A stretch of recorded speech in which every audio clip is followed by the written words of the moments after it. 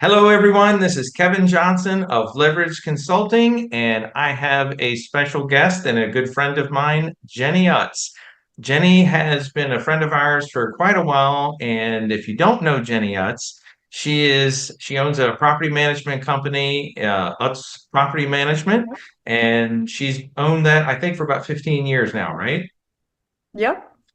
And also been flipping and investing in real estate for about 13 years now. She also is a speaker. And if you've not heard her, if you see her on some kind of venue somewhere, or if you see something she's going to deliver, smart woman, and she's got a lot to offer, you want to listen to her. But also, and as I said, I've known her for quite a while. And it was funny I think it was about a week ago, she and I were talking. And I said, in all the clients I've worked with over time, sometimes I run across people where I say they happen to be a business person who happens to then work in an industry as opposed to someone who works in an industry who just happens to be in business. And I would definitely put Jenni in that space where she is a shrewd, smart businesswoman who happens to be in the real estate and property management business. So she and I talked a little bit the other day, and we thought we have to stop. We have to stop talking, and we need to get this and record it. So we set it up for us to put this together today. So welcome, and I think this is going to be pretty awesome. Yeah, I'm very excited. Thank you for all of those kind words. Yeah, I only speak the truth. Well, I appreciate it. So Um, so with that said, there were two big key things you and I were talking about. I think we actually came up with a big laundry list, but we said let's kick this thing off, and depending on, I don't think you and I will run out of things to talk about in this, but We usually don't. no. So, but I think we narrowed it down to two big key areas we wanted to talk about today, and a lot of it has to do with the group that you've set up, Conquer. Yes. And I think kind of like your journey in the real estate business or just business in Hmm. general, because again, you've had your hand in a lot of different things. Right. So do you want to kick off the first thing? So, yeah. So one of the things that we were talking about is what it looks like to overcome self-doubt and how, especially for me as a female entrepreneur, I started at a very young age. And so how I was able to progress, what that looked like, who was in my corner to help, and all of those things. So when I first started, I think I had mentioned to you, I was right out of college. I was 22 years old, 21 probably when I got my real estate license. I think that's when I first met Shelly and you. So I've known you for quite a while. And with Five that, years, right? yeah, it was just like yesterday. We won't say how long.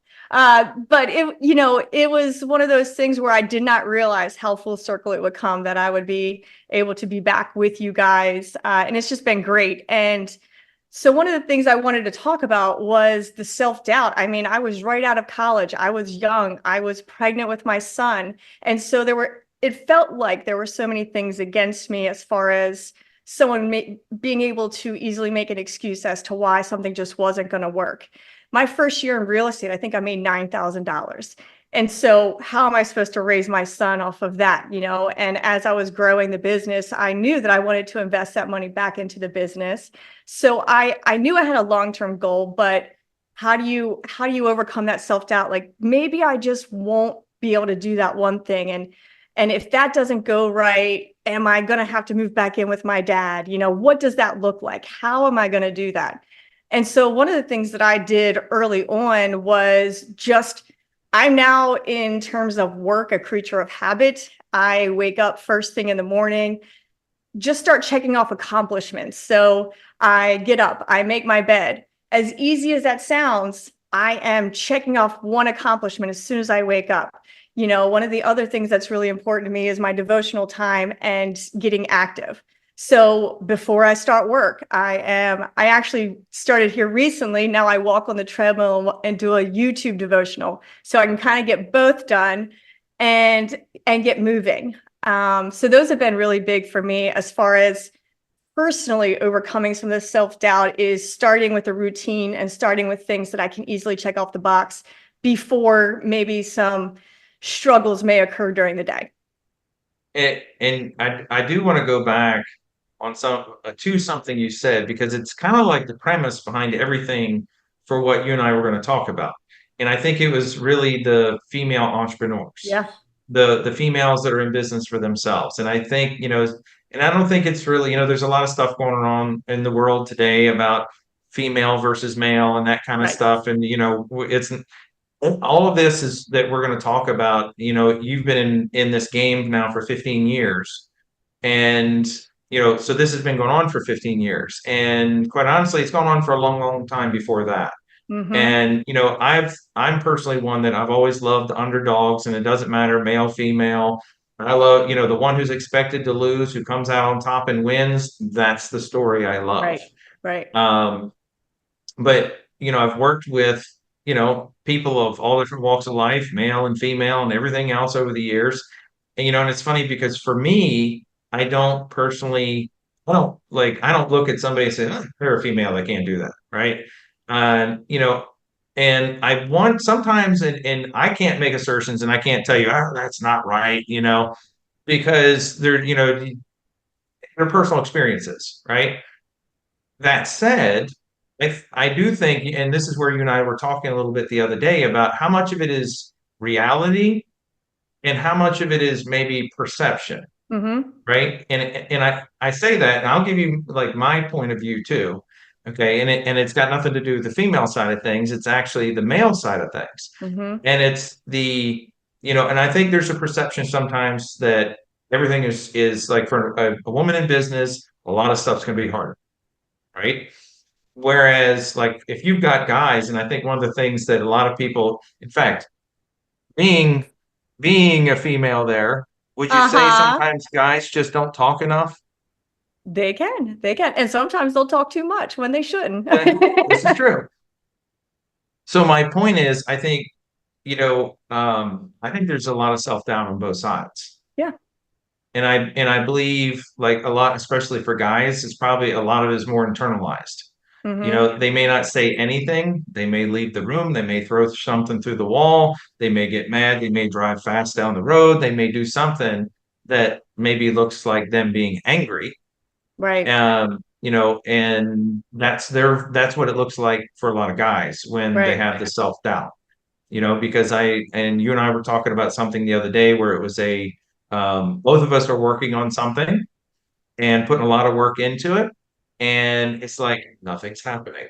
Right. Nothing is happening. Nothing is happening. And that's that self-doubt, Yes. right? And that's, I think, the difference between someone who's successful and not, because so many times when, you're putting in so much work and you're just not seeing those results, somebody who may not be in an entrepreneurial mindset might take that as failure.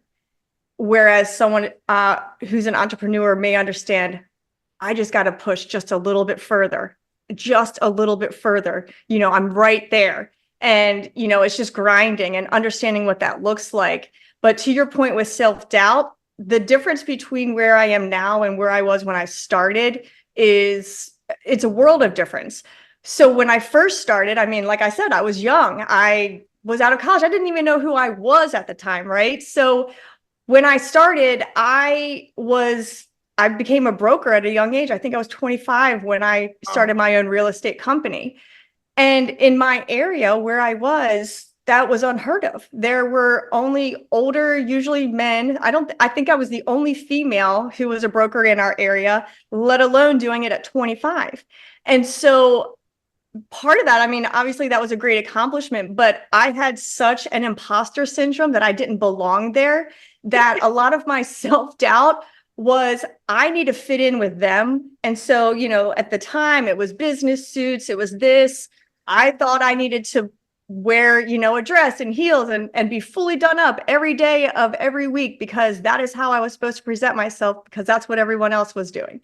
And when I was doing that, I didn't realize that instead of attracting my tribe, instead of attracting the clients that I wanted, I was just casting a broad net and just hoping that anything was just catching, in that net, instead of, putting the right bait on that line and getting the specific type of fish and going to the area where I know that that fish is going to be, and just attracting the specific people that I knew were going to be better for my life, for my business, as clients and as mentors. And it's funny because as you were talking about, because your office was there in Carroll County in Westminster, and the last house that Shelley and I bought in Westminster, I'm not going to mention names, but and it doesn't really matter at this point because he's Right. no longer with us. He was an older guy then, but he was our buyer's agent initially.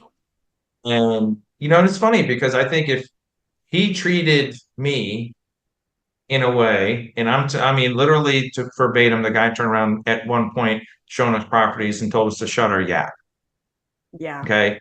And, and it's like, it's not a male female. And then it was not a male female thing. It's just how this guy acted. He was Right. just an old school, I'm the smartest guy in the room kind of thing. But to your point, if you get around that kind of stuff a lot, you will Yes. end up with a lot of that self-doubt. Yes. And Very I much and so. personally, I really believe in when we were away last week, we were with someone else, and it's another female agent that does fantastic. And she was talking about how, she's got her inner circle Yep. for her business stuff. Like she plugs in and has a very small circle of people that help elevate her, but she still likes getting around some stuff every now and then, if you get my drift, right? Yes. And it's like, she likes listening to her hairdresser. Uh-huh. She can't be around that too much, Mm-hmm. right? And she's surely not going to take actual advice from her. Right. And I'm only repeating what she said. And quite honestly, I would say the same thing about most of the barbers I've had. Right. Other than Andy in Ellicott City. He was awesome. Oh, I Uh, heard the stories about him. yeah, he's a cool dude. Um, but I think that gets to the support system thing Yes. that we were talking about. And, because I think, and would you agree that who you consider to be your support system 15 years ago versus 10 years ago versus 5 years ago and maybe Versus today now. looks It's completely, entirely different? yes, it's very different. And for the longest time, I felt like if I was changing it, or if we were no longer as close as we were, that I was abandoning them. And I don't think that that's the right mindset to have. I think that people can grow apart. I'm still friendly with all the people that either were mentors to me or I was friends with back then, but you need to bring people into your life that serve you and you can serve them. The biggest thing that I've realized is I shut so many people out in my younger years, just because the imposter syndrome. I didn't think that I fit in. So how could I possibly be around all of these other, big names and things like that? And so what I realized is not only did I not have a support system, but then I wasn't able to give back and be the support to other people. And that was a big part that was missing for me as well. And that's part of why I created Conquer, which is a group for real estate women. And it's basically to be that support system that I didn't have and that I feel like is lacking a lot in our real estate industry. So it is and it's not even an educational in real estate. This is us women understand where we're coming from, understand. And for me, it's not just about selling real estate and being successful, because if you don't have faith, family, fitness, your health, and friendships along with being successful in real estate, what is that success actually getting you? You could go home to an empty house, your health could be deteriorating. So my goal with Conquer is to not only build your confidence in real estate, but understand it's the full picture, that there is a support system, that your health and your family and your friendships matter as well. And Shelly was just talking to somebody else like 30 minutes before this. And it's an agent that, I mean, she's had a lot of stuff going on. And I was sitting like listening to it from afar and listening to all the things this lady has been through. And Right. she is still crushing it. But that was one of the things that she said, like your group, is she needed some kind of community. Yes. She needed something. And I think, the thing that I would say a lot of people are looking for is something that they can plug into Right. and something they can get something from, as you also said, maybe contribute. But the whole premise has to be like it's a non-judgy, Right. very holistic kind of an environment. And Right. holistic might not be the right word, but I was it's just gonna a say I'm not a big foo-foo person, so I'm no. not and not to say not holistic, but I take the approach, I am a friendly person. I want to be there as much as I can for anyone. And my goal with Conquer is for others to take when they need and give when they can to Yep. other people in the group. That's the goal. And that's to me, earlier I didn't say it this way, but I do like I consider you to be a badass, and I would say that in a way like if somebody needed help, that you give them the hand Hmm. up kind of thing. You'd rip the jacket off your back kind of thing, Absolutely. and it's like, hey, you need this, fine, but um, you'd be the one that's there for them, Right. but probably not the let's sit, talk, and cry on each other's shoulders kind of thing. I don't I'm know. not I I will do anything that I can for people. And if it's a shoulder to cry on, I will do that as well. Yeah. I'm one of those awkward people when it comes to that. It's if you've ever seen those memes that's like someone's upset and you don't know what to say, and you're like, oh, do you need, just something that is completely off topic. So I do my best, but I do a really good job of being there. If you need me at 2 a.m., I will be there at 2 a.m. If you do need an ear to just cry on, I will do that. Anybody I've had, the biggest thing, especially with this whole empowering women thing, and this is not a man hater. I have a ton of guy friends and a ton of respect for men. So this is mostly because of the experiences and I've had a lot of personal experiences throughout my 15 years. And going through all of those, you never know why you're going through all of the stuff that you go through, right? And I think coming out now on the other side, I've now realized that it's because now I can relate to women who are in the trenches going through certain things now. And I can be there for them in different ways that someone else might not. Several different situations where, someone was going through a domestic violence situation. Well, I've been placed in an area where I do property management and I've got investment properties. So they move out to get away from their abuser, and I have a place to put them in. So I can It's offer awesome. different things that either some people can, or that just because of the way things have been done for me, I am able to give back. And that's such a blessing. And I'm very happy for that.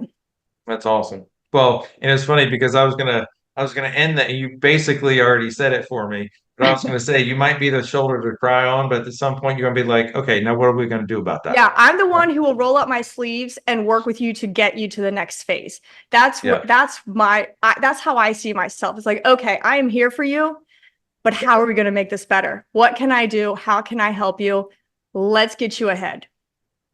And actually, I don't know if I ever told you this, but um my mentor, like the first person gave me my first real job. Like I've done all kinds of jobs, but Right. my first like I got to put on a tie and go to work kind of job. Um, Female. Okay. So her name was Linda. I worked for her in her business for 6 years, and then she sold the business, and I followed her to the next company. She was my boss there for Wow. probably another 15 years, somewhere in Mhm. there. I can't do the math on that, but no, That's not not quite. important. We're not that old, remember? 10 to 12 years, I think. So, but point is like I was with her for a very long time, and I learned a ton from her.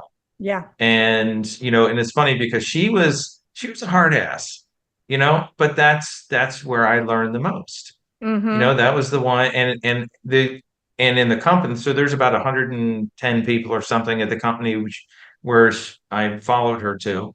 And everybody knew her to be a hard ass, but everybody respected her. Yes.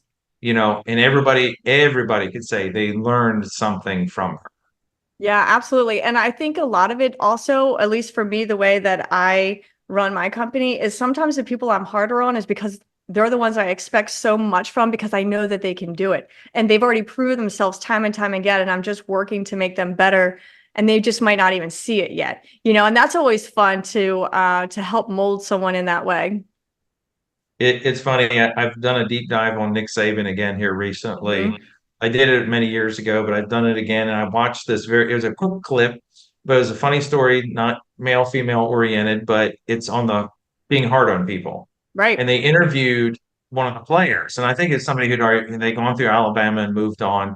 And they said something about, was there ever a time that Coach Saban was ticked off at you? And they used other language, but, you know, um, the guy said, "Oh my God." He said, "There was this one practice." And he said, "Coach started yelling and screaming at me and just totally berated me in front of the team and was railing on me. Nothing was good enough." And he just kept on and kept on. And he Mhm. said, "Inside, I'm going, I am literally your best player. Yeah. I am literally like, I'm first round draft pick. I am." And Mhm. he's like in his home. And so later that day, I think it was, they got together and he said, "Coach, what's going on?" And Saban looked at him and he said, "I'm hard on you because I can. I'm Yeah. hard on you because everyone on this team looks up to you. And if you're taking your foot off the gas, then they're going to take their foot off the Yes. gas." 100%. I, So, I love that. And that, it's funny when you were saying that, it just took me back to my sports days. I was a good athlete back in the day, probably not anymore. But every time we had tryouts, it was every year, but I was their star pitcher. Every year I was humbled to the point where I wasn't sure if I was going to make the team because of how hard he was on me. I would be running suicides or doing, sprints around the bases or whatever sport it was at the time. And I'm just like, what did I do to deserve this? Like, am I worse this year than I was last year? What is it? And yeah, looking back now, yeah, it sucked at the time, but I am so grateful for that because it gave me the opportunity that one, I only know how to work hard. No matter how good you are, you can always get better. Someone's always doing better than you if you're not putting in that constant, effort and time into whatever passion you're looking to do. yeah. Well, and I think all of this kind of ties back into that support system, Yeah. but also the self-doubt thing. And you and I were talking about how they're kind of linked, Mm-hmm. because the it starts with the self-doubt. And I think any of us could have it, but I know again, you've created an entire community in a sense because of this and the Right. journey that you've taken and kind of created that support system. Right. So, I think it's awesome that you've done that. And, you've got Conquer. But I also, and I'm guessing some of the stuff that you guys cover or what you talk about, because I don't know how many, those of you listening to this, in the beginning, you were talking about how you get up and you have, like now you've kind of, and you've changed it, even as you described it, you were talking about how you changed it Right. where it was just your devotional. And now Mm-hmm. you're combining, I guess a podcast or a YouTube devotional plus treadmill kind of thing. So you're killing two birds with one stone kind of thing, but you're taking care of you Right. That's huge. and you take care of you. And it's funny how that takes care of other stuff. And what's crazy, especially as a woman being a mom, I've got two kids and, how do you do all that with, also raising a family? But just what you said, I mean, I put my kids first in a lot of things, but number one has to be me because if I'm not in the right headspace, if I'm not taking care of myself and I'm not there for my kids, then what good is that? So I get up before my children. I get all of those things done before I have to wake my daughter up for school, so all of those things are already done. So it's just about prioritizing your time and making sure that you are a priority. And then that way you can be your best for your family, your kids, the business, whatever it is that comes next. But you should never sacrifice your self-doubt, your self-worth, your fitness, your health, any of those things over any type of success or your family. And I'll say this because Jenni won't brag on herself. She kind of touched it, but not really. And it is the fact that she says, you said something like, "I try to put my kids first," or something like that. And literally anytime Shelly or I have tried to get a hold of you or call you or text you or something, you're either running and doing something like you're in Raleigh right now, doing whatever it is business related you're doing, or you are taking your kids somewhere or going to meet them somewhere, picking them up from somewhere. Like and the thing I want to point out with this is you're running a business, a very successful business, and you are super present in your kids' lives. And I can tell you right I now, there's a appreciate lot that. of parents that think that those two things can't coexist. And that's true. And we could touch on a different topic at another point of how I was able to do that with different integrations and thinking differently. But you're right. When I have my kids, I am 100% present. So I have set up my business in a way that I can be 100% in the business when I don't have my kids, and then 100% when I do. Yeah. Well, and I think maybe that's a good setup for round two here. Yeah, absolutely. So, if you don't have any, if you've not seen Jenni's group Conquer, or if you've not heard enough from her, we'll make sure that we've got a link in the description for this video to where if you saw this and you're like, I need to know more about it, then we'll have some information there because I really do feel Yeah. like if you listen to this, and I will tell you, Jenni won't let me in. I don't know why, but she won't let me in Concord. I don't know what the deal is. But if you have interest in it, I would highly recommend you click on the link, learn more about it. You might just find yourself in a different position 6 months to a year later. But yeah, this has been fun. That's awesome. And I'm going to just do one more little plug for Conquer. We're actually holding our first women's empowerment retreat in a few weeks. It'll be in Maryland. So if anyone's local or wants to come in, it'll be right on the water. It'll be great. A time to get away, reset, refresh, build great relationships, and learn about the same thing, self-doubt and empowering your voice. Getting into a different circle. Yes, Yeah, absolutely. that's awesome. Thanks, Kevin. So, well, I appreciate your time. This has been awesome. Yes. And we will coordinate as a round two of this because I think you and I had a very long list of topics that we could talk I think about. we touched on one. Yeah. But that's And awesome.